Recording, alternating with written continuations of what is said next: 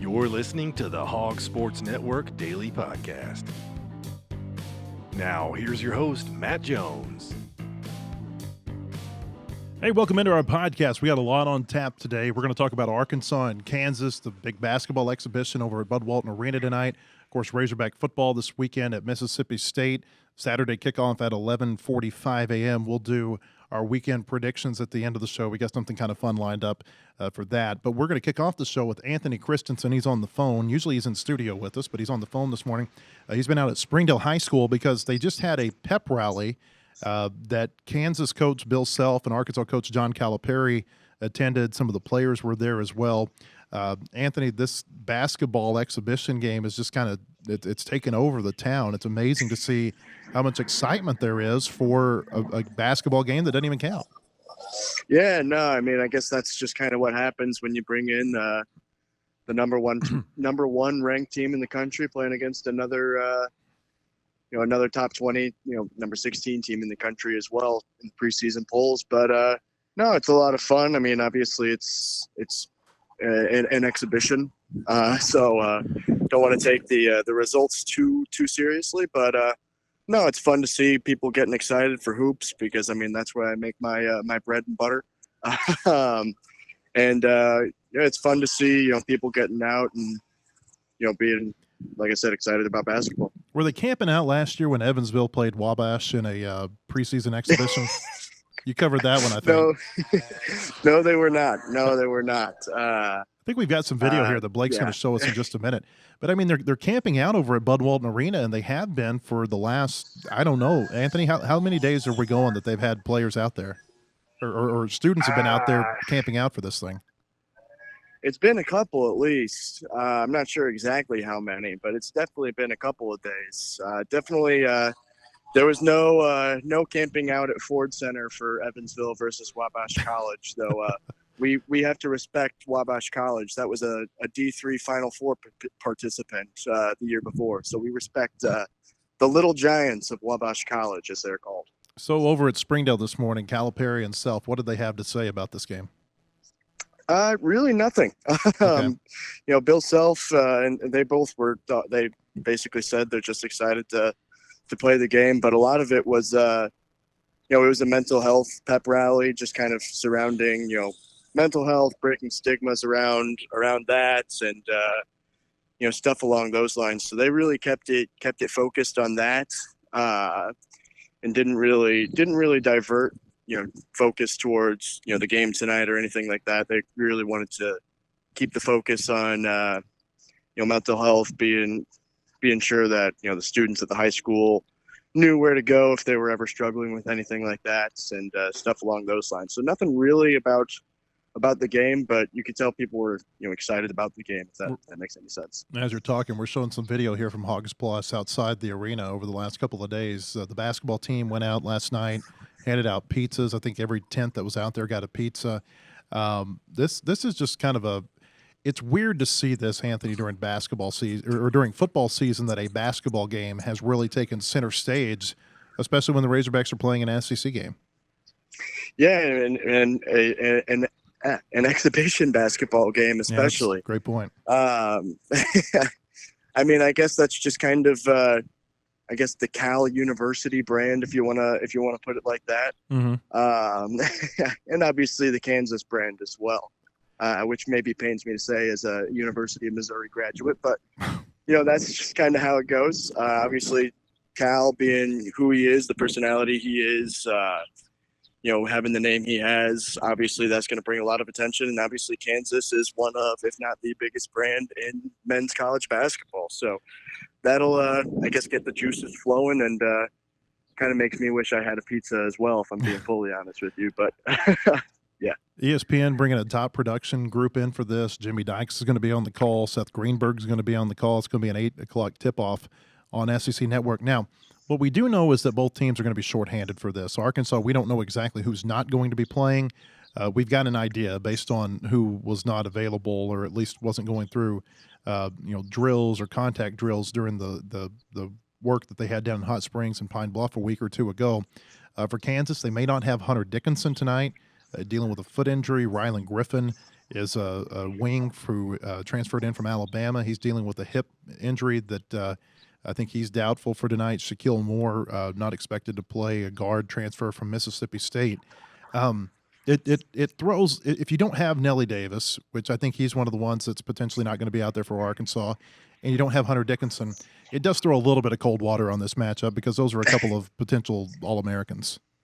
Yeah, no, absolutely. So it does kind of maybe give you a little bit of insight, if those guys end up not playing, just to see, what they have behind them.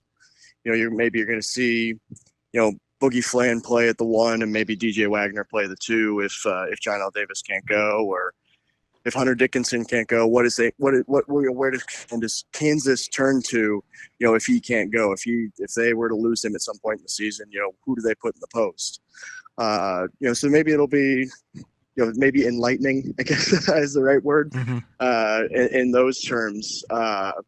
But it'd be interesting to see. Obviously, Kansas has a lot of newcomers, so they also have a lot of returners, which is why, they're the number 1 team in the country when you bring back DeJuan Harris and, Hunter Dickinson and KJ Adams and guys like that. Obviously, you're going to be, number 1 or up there with the best in the preseason at least. And then, with Arkansas, I mean, as much as we maybe think we know what they've got, apologies, I'm outside. Aside from, the 3 main transfers from Kentucky, these guys haven't played together. So maybe we're going to see a little bit more of, some of those depth players who, maybe they can break into that rotation. Maybe we're going to learn a little bit more about what these freshmen can bring. What can Boogie Fland, do against, a really good in-your-face defender like DeJuan Harris? Or, what can Carter Knox do against KJ Adams and stuff along those lines. So I think that'll be an interesting way to look at this game with, some potential big names out. You talked to Kenny Payne yesterday, or Kenny Payne, he spoke to the media yesterday about this, the Arkansas associate head coach. What did he say that they're looking for? Basically just looking to see where they are, which has kind of been their kind of theme with not just their exhibition schedule, but with the non-conference schedule in general. It'll be interesting to see just basically what I just said, just, where they are from a depth perspective and where they are against, one of, if not the best team in the country. So that was kind of what he said they were looking for in this one. And then obviously with it being, playing in 4 quarters as opposed to 2 halves, they're going to be able to run some more situational stuff, which could obviously help in those regards as well. So nothing too explicit in terms of what he's looking for, but that's kind of what we got out of him. You can read all of Anthony's basketball work at our website, wholehogsports.com. Lots of content there right now, previewing the game tonight against Kansas. Anthony's also our soccer reporter, and I'll just say it. Arkansas got hosed last night in a game against Texas A&M over at Razorback Field. They played to a scoreless draw. But, Anthony, we're just going to play the SEC Network clip here in just a second. And what I'm going to do is, if you're watching the podcast, the video version, you'll see the play. If not, you'll hear the audio from Brett Dolan and Kelly Roliard on the SEC Network broadcast as they just describe to you how Arkansas has a goal disallowed. Basically, to set this up, tell me if I'm wrong, Anthony, this is off a corner kick for Arkansas. The Razorbacks, they head a goal in, but they call a foul on one of the Razorbacks, I guess, for making contact with the Texas A&M goalkeeper. Am I wrong? That is from my vantage point and what I know, that is what happened. Yes. Okay. All right. Blake, roll the tape. Looks to me like Fuller ran and just straight up missed. Yeah, I don't see a foul. Delaney got her head on it.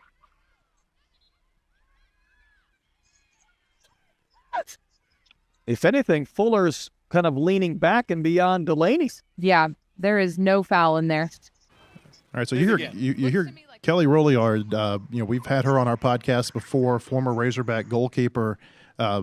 She knows what she's talking about. She's played the game, and I would think that if anything, Anthony, she would probably be sympathetic to what the goalkeeper is going through right there. And if the goalkeeper is contacted, I think she would call it the way that she sees it. It seems like Arkansas got cheated out of a win last night against Texas A&M. Mississippi State's still undefeated. They're first in the conference. But if Mississippi State were to slip up in one of these final two games, this is a decision that could cost Arkansas an SEC crown. Yeah, absolutely. I mean, I try to be a little lenient on referees. I know I was hard on them in my playing days when I played soccer.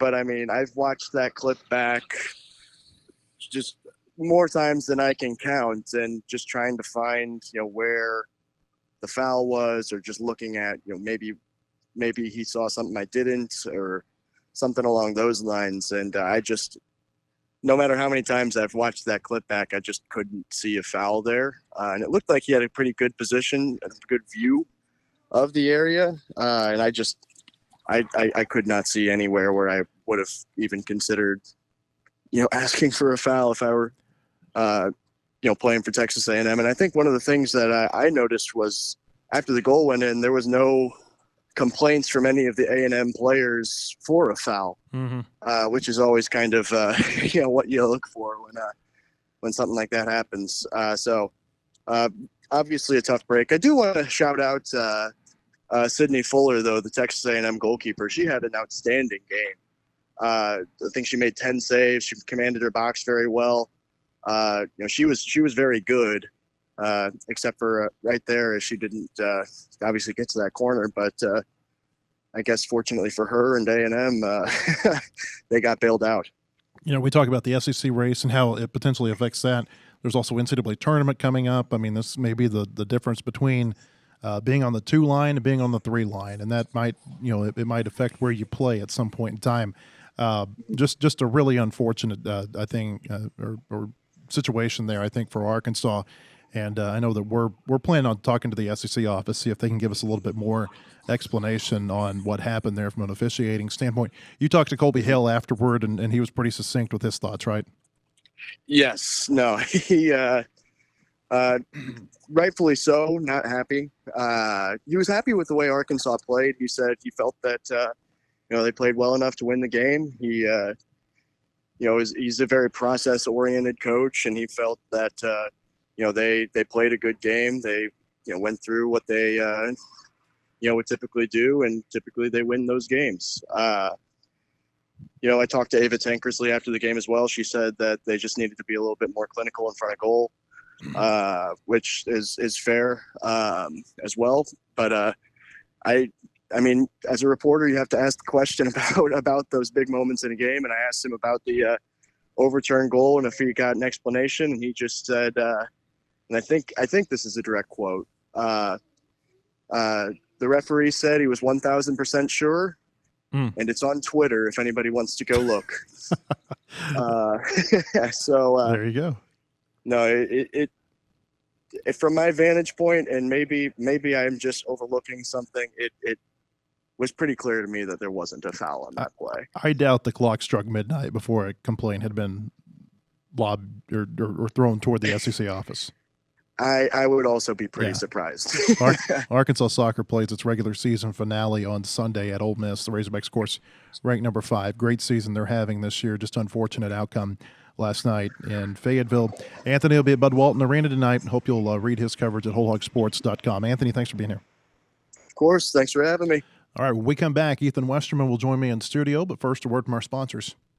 Want to enjoy your life again? Burning, numbness, and general pain in your feet and legs might be keeping you from your daily activities. Neuropathy treatment can be effective to restoring your life. Come see what we can do at Enhanced Healthcare Wellness Institute in Uptown Rogers. We can treat your neuropathy pain and get you back in the game of life. Enhanced Healthcare Wellness Institute is located at 5102 West Pauline Whitaker Parkway in Uptown Rogers. At Kindle King, we're proud of over 4 decades of design. We're continuing the legacy of great creative design by combining our brands of Kindle King, Soapbox, and Shopcart. Together, these brands represent a new focus in marketing design, with individual attention to specific areas. Through our design expertise supported by a team of talented professionals, we showcase our best. We are Kindle King, we are Soapbox, we are Shopcart, we are design.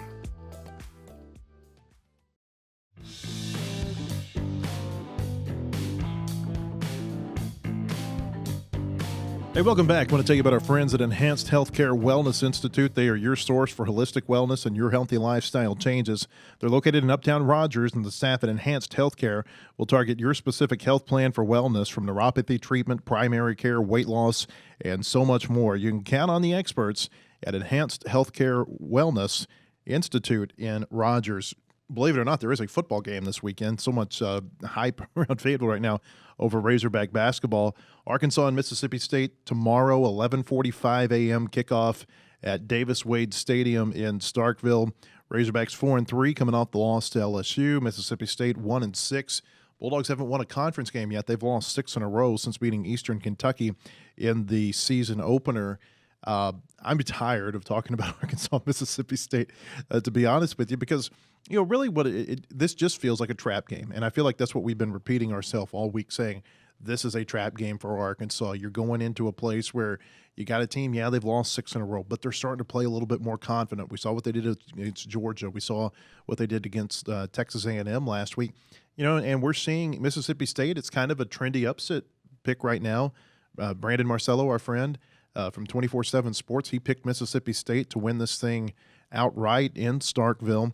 Arkansas, they don't got JaQuindon Jackson for this game. I mean, it feels like, I don't know that it feels like the deck is stacked against Arkansas, because I don't necessarily think that, but it does feel like there are a lot of minds that they have to kind of navigate this weekend. Yeah, it feels like the same situation we had last week, where I think Arkansas, everybody was saying it's a trap game for LSU with how their schedule was, and kind of a lot of people picked Arkansas to win that one outright. I think whenever you repeat it enough that this is a trap game for a team, it's almost like it makes it not one. Like, I think the team understands that they got to show up for this game. Like, nobody on that team, I think, is looking at Mississippi State saying 1-6. This is a pushover. I mean, if they are, then that's troubling. But I do think that that this does fall in a place on the schedule for the Razorbacks where it might not even be a trap game anymore. It's just you're playing a team that's gaining confidence, and I wouldn't be surprised if Mississippi State pulls the upset. I really wouldn't. I know we're gonna pick games later. I just wouldn't be surprised if they do, but it does seem like a lot of things are kind of playing that way to where it could be trouble for the Razorbacks. I wonder how well Arkansas is going to run the ball in this game, because we don't know what Taylor's going to be like. With the knee, I don't know that I would call him hesitant last week against LSU, but he just didn't run last week against LSU, not very much. They're not going to have JaQuindon Jackson, or at least he's doubtful for the game. The talk all week has been that Braylon Russell is going to, quote, have to saddle up to play against Mississippi State, and the expectation is that he's going to get the bulk of the carries, regardless of whether or not Rodney Hill's available or JaQuindon Jackson is available. Teams have been able to run on Mississippi State this year, but it's really been teams with elite running back play, whether it be Jaden Baugh at Florida or Trevor Etienne at Georgia, or last week Le'Veon Moss from A&M. Unless Braylon Russell has some sort of coming out game on Saturday, Arkansas, and if Jackson's either slowed or not able to play at all, the point being that it just doesn't feel like Arkansas has the quality of running back that the other teams that have been able to run on A&M has had. Yeah, maybe.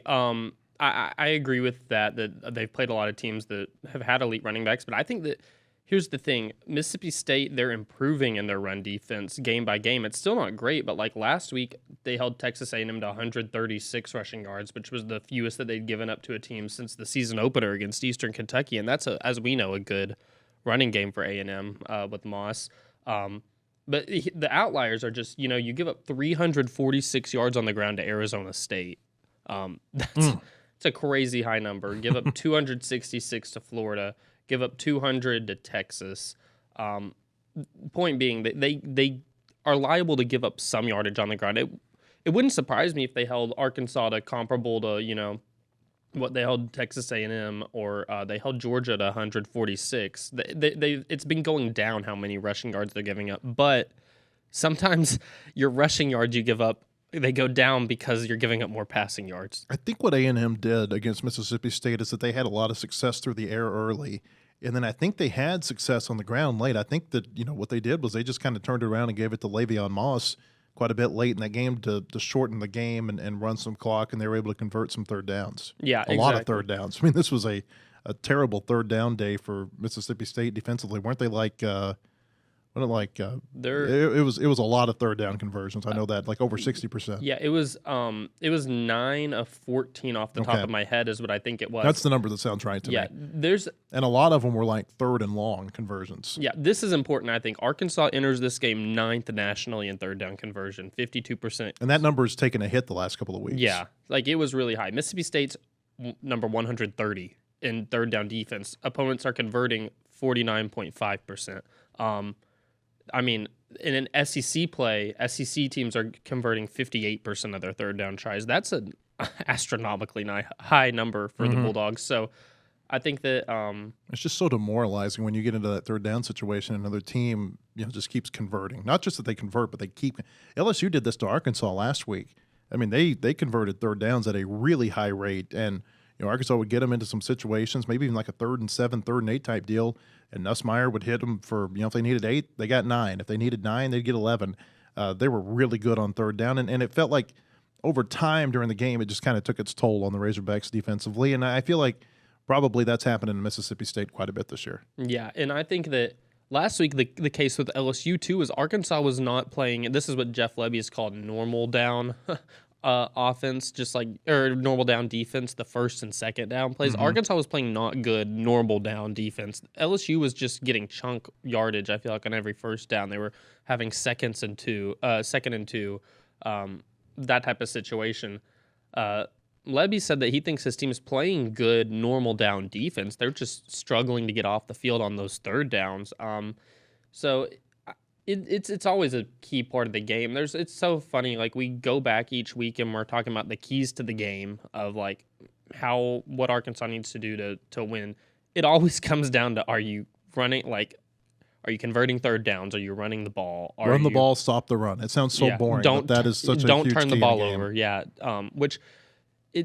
That's why this week is a little bit of that trap field, because Mississippi State is causing turnovers and Arkansas is turnover prone. I will say it is probably alarming for Mississippi State that they're causing turnovers like they are, and they're still giving up the point totals that they are. I mean, it just makes you wonder if a team doesn't turn it over against them.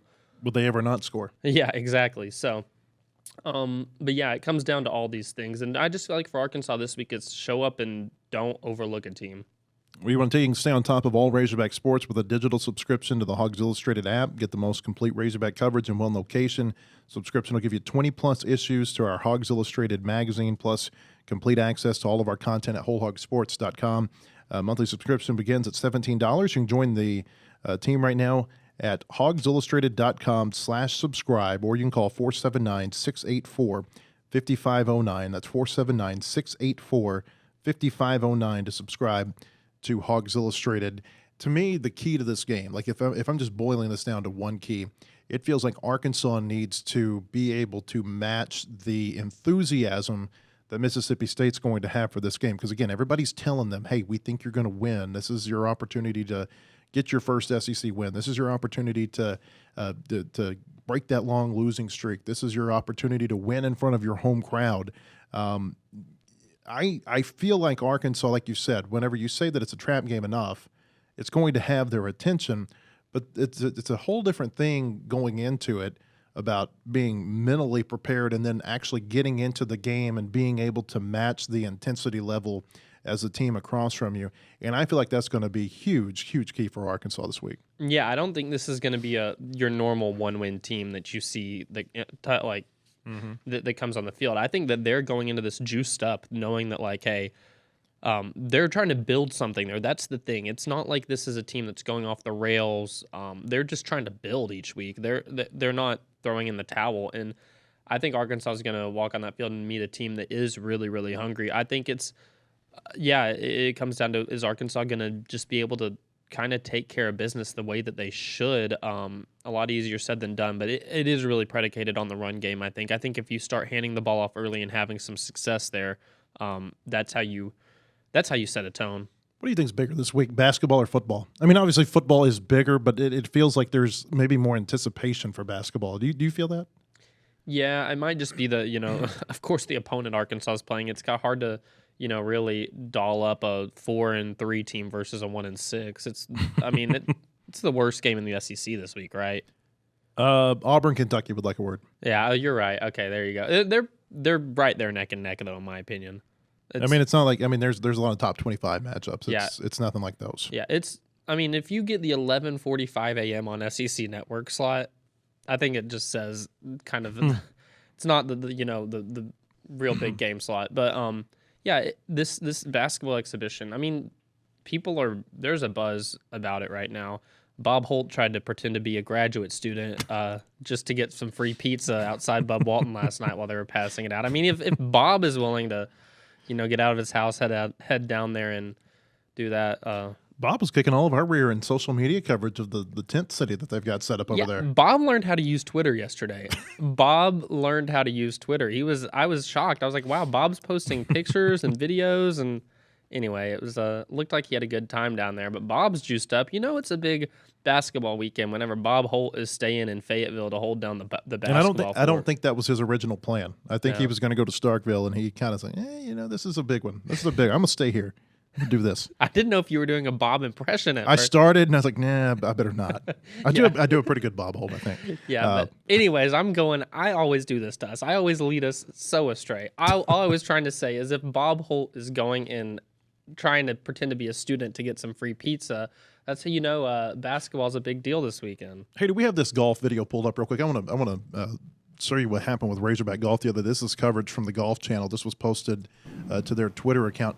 They won the Jackson Stevens Cup over in Oklahoma City on this birdie putt on 18. This is incredible. This was That was a long putt. it was a very long putt that they won. And the thing about it, wasn't she like... She was a freshman from Oklahoma. Yeah, and I think that for the whole, the whole meet or whatever, like she was shooting way, way over par or something. I think we've got one more video that Blake's going to pull up here in just a second. You'll see the teammates' reaction when Natalie Blonyan, she's the one who made this putt, a freshman from Altus, Oklahoma. Arkansas is ranked number 1, and they won the Jackson Stevens Cup, which is one of the, I think it's one of the more prominent college events in the fall. But that was a putt to beat Oregon in match play. That was a couple of days ago over there in Oklahoma City. Here you can see how the teammates reacted. This was a really cool deal. You're seeing a lot more college golf make its way onto the Golf Channel. Like the Blessings Invitational was on there. This is just a really cool deal that I wanted to make sure to. For Natalie Blonyan. I just want to make a note starting five for the Razorbacks. To say how neat of a deal that was for Arkansas golf, because they don't get a whole lot of attention. Yeah, I think she was like 18 over for the tournament and then sunk that 30-foot putt. I mean, that's incredible. Talk about ice in your veins. Arkansas's got the number 1 ranked team, and they've got the number 1 ranked golfer, Maria Jose Marin. Might be worth watching them during the spring. They seem like they've got a pretty good team. All right, when we come back, we're going to do our weekend predictions. We got something kind of different lined up for you, so stick with us. But first, a word from our sponsors. Want to enjoy your life again? Burning, numbness, and general pain in your feet and legs might be keeping you from your daily activities. Neuropathy treatment can be effective to restoring your life. Come see what we can do at Enhanced Healthcare Wellness Institute in Uptown Rogers. We can treat your neuropathy pain and get you back in the game of life. Enhanced Healthcare Wellness Institute is located at 5102 West Pauline Whitaker Parkway in Uptown Rogers. At Kindle King, we're proud of over 4 decades of design. We're continuing the legacy of great creative design by combining our brands of Kindle King, Soapbox, and Shopcart. Together, these brands represent a new focus in marketing design, with individual attention to specific areas. Through our design expertise supported by a team of talented professionals, we showcase our best. We are Kindle King, we are Soapbox, we are Shopcart, we are design.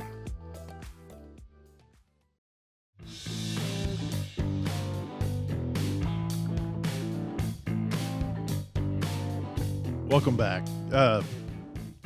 It's the school's out in Fayetteville today, so we've got little Jack Jones here with us today. We're gonna have some fun. He wants to give his predictions on the SEC games, and we'll get to that in just a moment. We want to tell you about our friends at Bentonville Glass. They've been serving their community since 1971.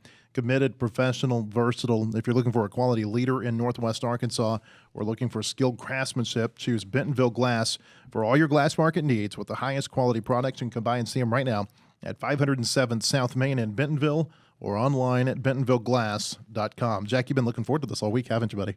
Mm-hmm. Yeah. I have. Jack's got some opinions. He's got his picks written out right here. We're going to get to them here in just a minute. Let's just go. Blake, roll the music. We're going to go right into predictions. We'll start. Seems like we pick UNLV every week. We pick their games for two reasons. Number one, they play on Friday night every week. And number two, we just call it Razorback West. They got so many former Razorbacks out there on the team. They've got a big game this weekend. Maybe the Mountain West regular season championship is on the line tonight when these two teams get together. Boise State goes to Las Vegas. Both of these teams have got one loss overall. Both of those were non-conference losses. They are both undefeated in conference play. Boise State's a 3.5-point favorite. Jack, who you got? Boise State or UNLV? I'm going to go with Boise State because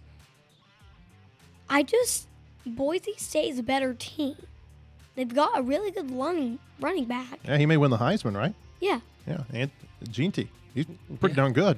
Great point. Ashton Jeanty is really good. Yeah, you knew his first name. I didn't. Go ahead, Ethan. I was going to say that's a great point. They have a great running back. The last time these two teams played, Taylon Green was quarterback for the Broncos in the Mountain West Championship. MVP of the game. I think they're going to win it again. I have Boise State. I'm going to go with UNLV. They're at home. I think UNLV upsets Boise State in this game. You didn't like that pick? No? That is really weak. We'll move on. There's a couple of top 25 games outside the SEC this week.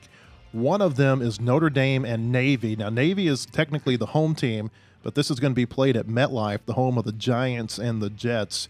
Navy undefeated. Could you imagine if we got to the end of the year, if you had a Navy and Army undefeated matchup? How cool would that be? But both of these teams got to play Notre Dame first. Jack, what do you got? I've got Notre Dame. Even though Navy's undefeated, I don't think Navy has improved against Notre Dame. You don't think they played a good team yet? I don't think they've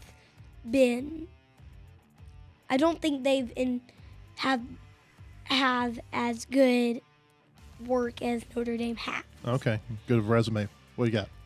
I'm gonna go another direction. I'm gonna pick I'm gonna pick Navy. I'm gonna do it. Oh, how about that? I think Navy. I think Navy's a fun team this year, and I'm just picking them because I want to be that person that picks Navy over Notre Dame. I would love nothing more than to see a Navy Army undefeated matchup at the end of the year.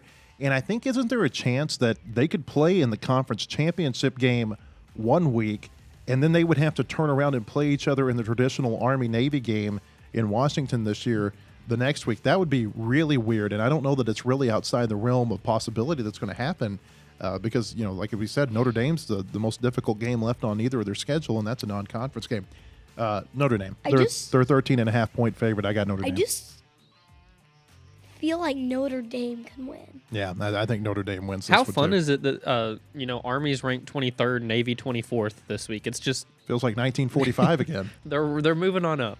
Although I think they might be at the top 10 at that point.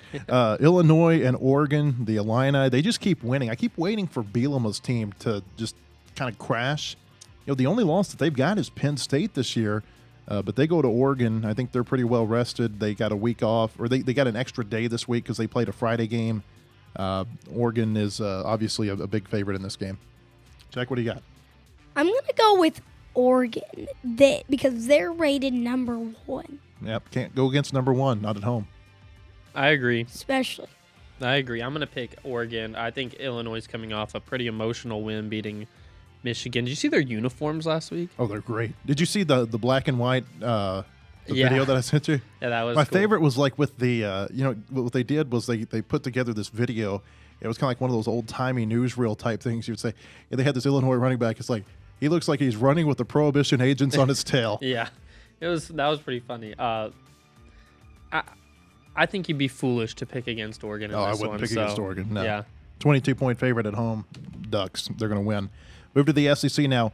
Auburn goes to Kentucky. This is really kind of one of those games. I mean, both of these teams, their offenses have been so bad this year. It's going to be a night game, though, in Lexington. Jack, who you got, Auburn or Kentucky? Kentucky. I just don't feel like Auburn is... I think Kentucky is a slight bit bigger. You think Auburn would win 9 out of 10 times? I think they're like a slight better. You think Kentucky's better than Auburn? Yeah. Okay, yeah. Hugh Freeze says they would win 90% of the time. Ethan? Yeah. I'm going to pick Auburn. I did it last week, and they found a way to lose. I'm telling you, it was crazy. I was just imagining if you're an Auburn fan watching that game, how frustrating that had to be. But I'm going to pick Auburn. I don't think Kentucky's playing very well. This is one of those deals where the ratings, I just come back to the ratings because, again, maybe they're wrong, but it's hard for me to pick either of these teams because neither of them can score on offense. This feels like one of those games where a defensive score or a special team score or something could make a difference. And both of these teams had non-offensive touchdowns last week. Kentucky had a 99-yard kickoff return for a touchdown. Auburn had a punt return, or they recovered a fumbled punt, and they scored a touchdown on that play.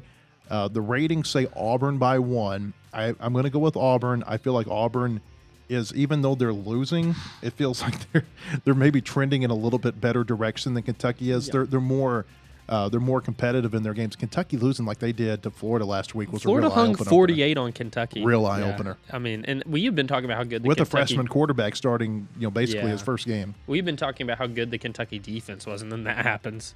So yeah, that's a total flip a coin game. I could see either team winning that by 15. I could see either team losing that by 15 or 20. I'll go with Auburn because I think Auburn may be trending in a slightly better direction than Kentucky. Come on. Oh, come on. All right, Oklahoma goes to Ole Miss. Jack has got some very strong feelings about the Sooners. What do you think? I have to go with Ole Miss. Why? Tell us about Oklahoma. Oklahoma is maybe the worst team in college football right now. Oh, wow. Okay. Worst team in college football. I may stop at the SEC, but they're pretty bad. Their offense. Ugh. I mean, we were listening to the game, weren't we, Jack? Last Saturday, we were trying to get home. We went out, and I think we got some lunch or something, and we were coming back, and we're looking forward to watching this OU South Carolina game, and it was 21-0 before we could make it to the front door. yeah. I'm not as harsh on Oklahoma as Jack is. I'm not going to say they're the worst in the nation, but they are trending near the bottom of the SEC now. I think they're going to get beat really bad at Ole Miss. I do too. Ole Miss, that defense has had 2 weeks to prepare for that offense. I think Ole Miss wins this one big. I think they're like a 21-point favorite. Wouldn't surprise me if they covered that quite easily. Missouri goes to Alabama. This is a really interesting game. Both teams still in the top 25, even though I don't know that Missouri ought to be there. It's going to be a 2:30 kickoff on ABC. Alabama, a 17.5-point favorite. Missouri may not have Brady Cook. I'm going to go with Alabama. Because Alabama is a better team. I haven't seen Missouri improve that much as Alabama is. You just think Alabama's just a better team? Yeah. Yeah. Yeah, he put down on his notes, he said Auburn even almost beat Missouri. So there you go. Yeah, I'm with you, Jack. I think Alabama's going to win this one. I just don't see Missouri going in there. And the way that they've played this year, they've been that team that finds a way to win. Some of these you think of Vanderbilt, Auburn, even Boston College, those wins. But they just haven't been impressive to me ever. So, yeah. Unless they take Brady Cook down to the DCH Regional Medical Center in Tuscaloosa and get him ready for the fourth quarter, I don't see any way Missouri wins this. He may not play. That was such a wild story last week, him going to the hospital. I mean, think about what the trainers did. They spent 2 hours trying to get him prepared basically to play like 2 or 3 series. Yeah. And it turned out to be what they needed to come back and beat Auburn. If they don't have him, I don't really think he's that great of a quarterback anyway. But I really don't like Missouri without him. Alabama, for everything you say about Alabama, they've been really good offensively at home. They've been hard to beat at home. I think Alabama wins that game. The availability report that came out last night, Brady Cook is doubtful. Okay. So, who had this as a top 25 at the beginning of the year? Texas at Vanderbilt. I'm going to go with Texas. Yeah. I mean, they're a huge favorite, like 18.5 points on the road. 5 and 25, definitely Texas. Yeah, Texas number 5, Vanderbilt number 25. yeah. Their top 25 rating may be short-lived. I mean, we didn't give Vandy any chance when Alabama was coming to town, and they proved us wrong, but I don't think they're going to do it again. I think that was a little bit of magic in a bottle that I'm not sure we're going to see that ever again. Is this Vanderbilt netting thing? This is a hoax, right? They didn't really put the netting up in front of the Texas visitor section. Yeah, I saw that and I thought immediately, I was like, oh, no way this is real. I guess they could just slide it right over from the baseball stadium. It's right behind those bleachers, the way they've got that whole setup there. I think that's a hoax, but boy, that'd be a great troll job if for some reason it's real. Yeah, I think Texas, I think they bounce back and they beat Vanderbilt. They were embarrassed last week. Vanderbilt, they're good. They've got a really good ball control offense. Their time of possession's really good, but Texas is really good defensively. I think this may be the best defense that Vanderbilt has seen. And for all the success that Vanderbilt's had this year, you don't really ever know what kind of Vanderbilt team you're going to get. They lost to Georgia State. They came close to losing to Ball State at home last week, so I got Texas. All right, here's the game we know Jack is really jacked up about. The night game, 6:30 on ABC Saturday night. LSU number 8 at Texas A&M number 14. Jack, who we got? LSU. Why? Because I just don't think, Texas A&M has that much power as LSU does. Yeah, hey, he saw A&M in person. He saw him with his own eyes down in Arlington. What do you got? I'm going to pick the Aggies. I think. Really? Yeah. What? I mean, they're favored by a point. You've never They been are not gonna. They're gonna lose. I have this in the bag. Yeah. He has this in the bag. If you come You've back, never been challenged on your picks like this before. If you come back, You're never going to school again on Friday, Jack. You're coming back every week. if you ever come back for these picks and Texas A&M did beat LSU, I'm gonna hold it over your head for a long time. I think that this is a good defense that LSU is going to go up against, and I think it takes a good to slow down this LSU team. The team that beats them, it's going to take a pretty good defense. So. Ethan, he has your cell phone number because he has my old phone. He's just going to trash talk you all Saturday night. He's going to send you text messages. Yeah, true. And also, I do want to, while we're on it still, I think that the Arkansas stopping the run was an anomaly. I think Texas A&M could run the ball really well on them. Okay. Dad, what's your pick? Well, we're getting there. The home team. No. Oh, LSU at Texas A&M. Yeah, we're getting there. The home team has won 7 in a row in this series. That's interesting to me. I think it gets snapped Saturday night. Seeing both of these teams with my own eyes, we've seen them in person both. I think LSU is a little bit better team than Texas A&M. I think LSU goes in there and wins. And have you seen the uniform matchup for this, by the way? Oh, what a terrible uniform matchup. I'm a traditionalist. I like to tune in and see the same thing every week. LSU, they're going with those all white uniforms again because they beat Arkansas in them last week. A&M, I've heard, is wearing all black for this game. So, ugh. It's gonna be fun.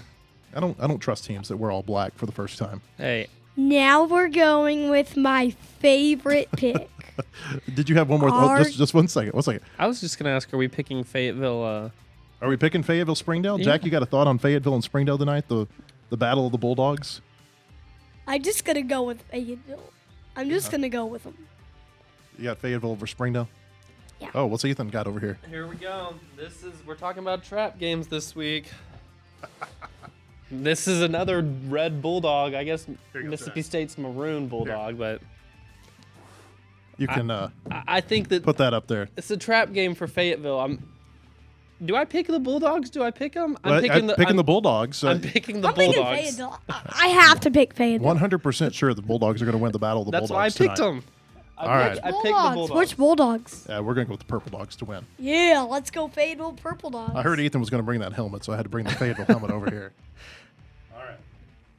All right, we're going with my favorite pick.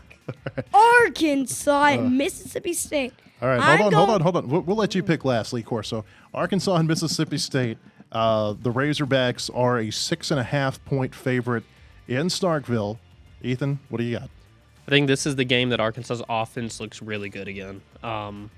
Again, as in for the first time since a while back. I think that Andrew Armstrong's going to have a huge game. I think Braylon Russell will have some success. I like Arkansas to win by about 10 points. The thing that I come back to is the fact that we're still waiting on Mississippi State to show it can win a close game.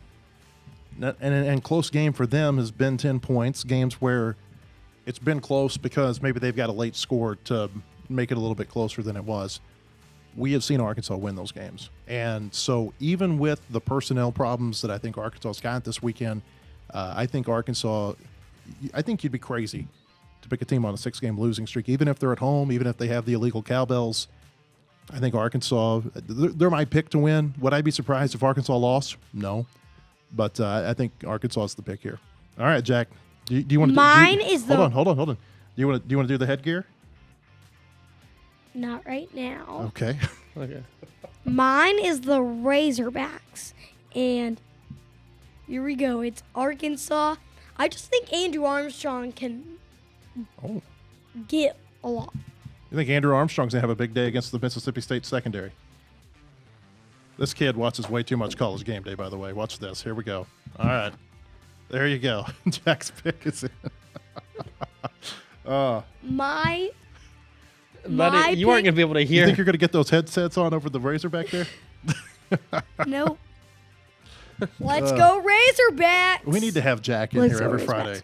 Friday. Hey, can it be school business? Can he get some school credits for this? I don't think so. He's Wait, only Dad, what? can I do any more than this? No, I think this is it. Aw. Your bid is over. Jack's got Arkansas beating Mississippi State this weekend. We hope you'll come to our website, wholehogsports.com. Blake, can we one-shot him as we go out here? Wholehogsports.com throughout the weekend to see the Razorbacks. Our coverage from Starkville. Christina Long will be down there.